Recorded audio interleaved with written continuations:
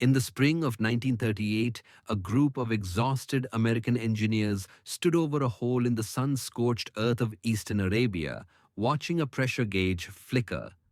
For 5 years, they had been drilling into the silent desert, pouring millions of dollars into the sand, with nothing to show for it but dry dust and broken equipment.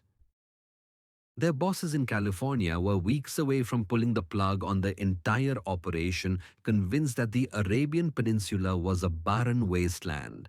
But then, at a depth of nearly 5,000 feet, the ground began to tremble.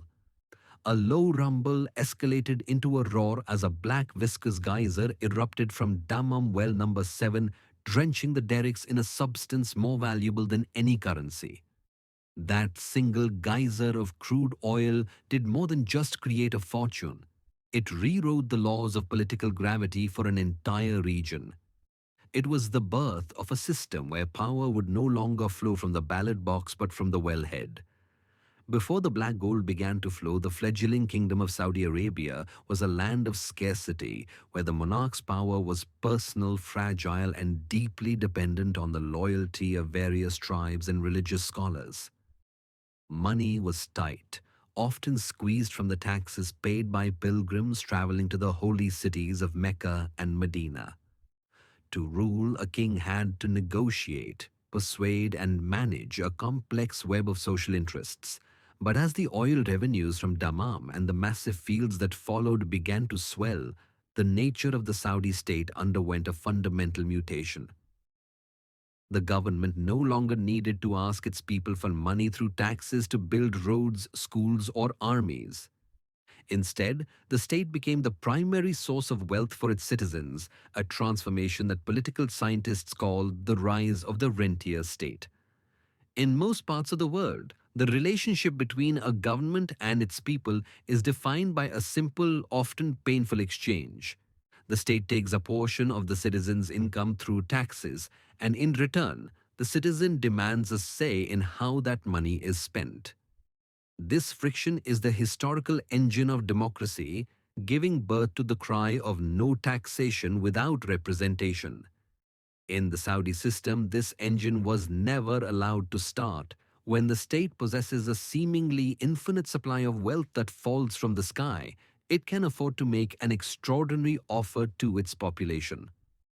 The ruling family essentially told the public that they would never have to pay income tax, and in exchange, they would receive free healthcare, free education, subsidized fuel, and guaranteed jobs in the massive government bureaucracy.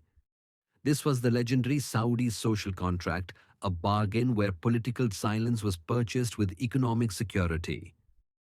The beauty of this system, from the perspective of the ruler, is that it breaks the traditional link of accountability. When a government lives off its own resources rather than the productivity of its people, it becomes autonomous.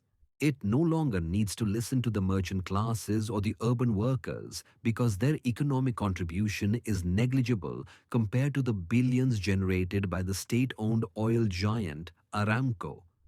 While other nations faced the messy, often violent demands for elections and parliaments as they modernized, the Saudi monarchy used its oil wealth to build a shield. Every time a wave of unrest or a call for reform swept across the Middle East, the kingdom responded not with concessions of power, but with massive injections of cash.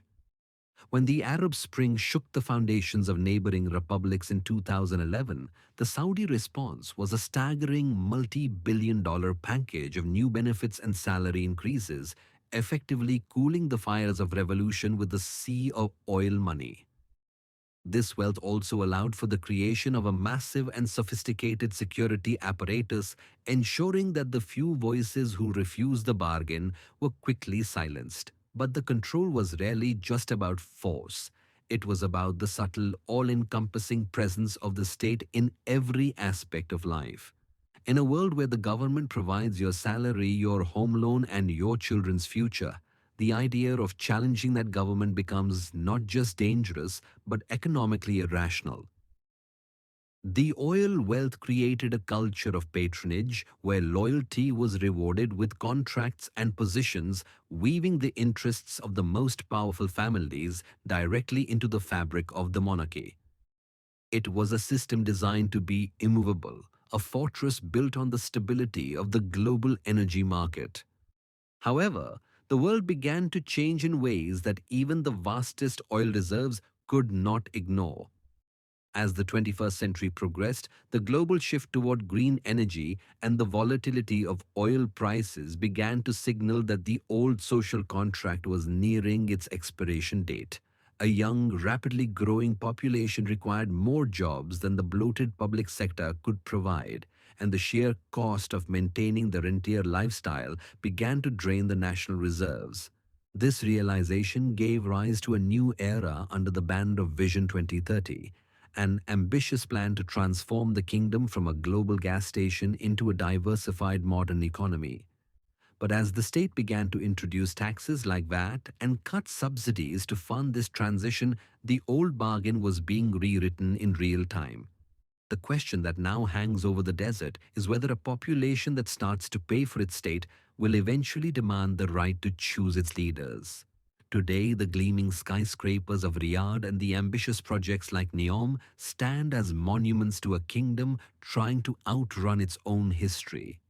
The Saudi system remains one of the most successful examples of how natural resources can be used to bypass the traditional path toward democracy. It proves that wealth, when controlled by the few, can be a more effective tool of stability than any constitution.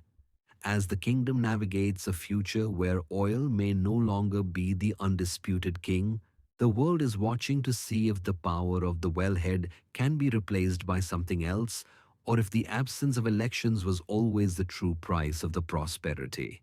The story of Saudi Arabia is a reminder that in the world of high finance and global power, the most influential vote isn't cast in a box but in the dark, silent depths of the earth.